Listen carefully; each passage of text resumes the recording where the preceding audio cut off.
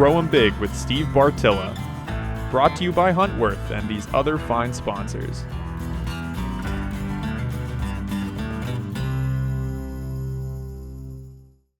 One of the biggest keys to having a successful forestry plan and being pleased with the logging efforts afterwards is dealing with your invasives. Yes, we want to have a forestry. Yes, we want a forestry plan before we start, but I'm telling you, you have to, if you have any invasive species in that timber whatsoever, you have to deal with them or you are going to be very, very, very regretful. The reason these species are referred to as invasive is because they are very aggressive. In many cases, they're not even native to the areas. But where it takes an oak a real long time to establish itself and get up there out of the ground to the point where it's viable, yeah, it sure doesn't take Russian olive. It doesn't take autumn olive. It doesn't take honey. There's all sorts of invasive species out there that just like that take over your deer woods if you do aggressive logging without treating them first.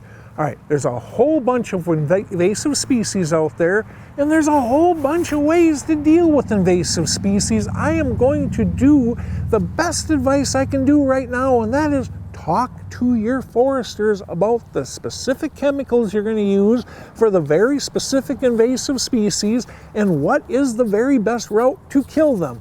I will tell you that in my experience, there's a whole bunch of ways. Many invasive species hold their leaves longer than the native species, than the other species. Part of how and why they're able to take over so darn fast. So, some clients I've had in the past have went ahead and literally crop dusted their woods. Okay. I'll be brutally honest with you, I wasn't thrilled with the success. There are other concoctions out there, and I'm sure this does work better on some invasive species than the ones I deal with, that all you do is spray them with a chemical concoction. Spray their leaves, a contact herbicide. I'll be brutally honest with you again, I haven't been that thrilled with that level of treatment, with the success I get at the end.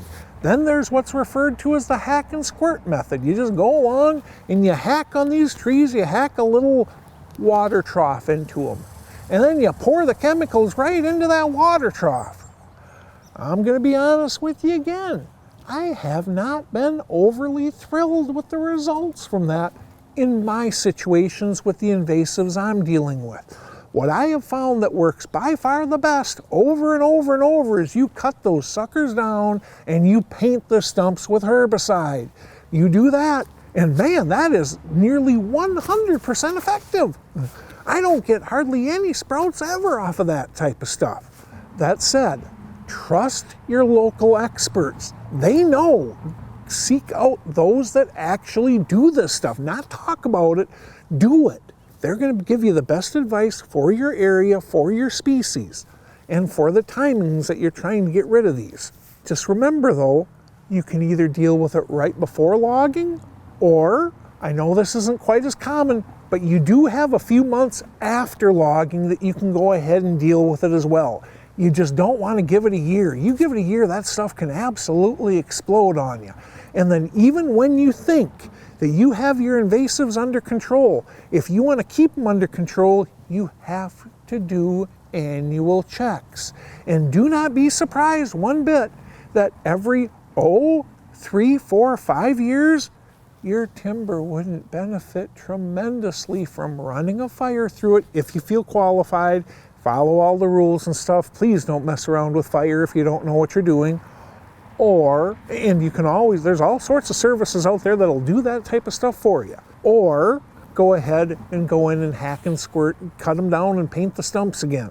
Yeah, but just realize that once you do it once, it is a continual work in progress. But if you do it right the first time, oh man, you don't have to struggle with it every year, and when you do have to go back, it's nowhere near as bad.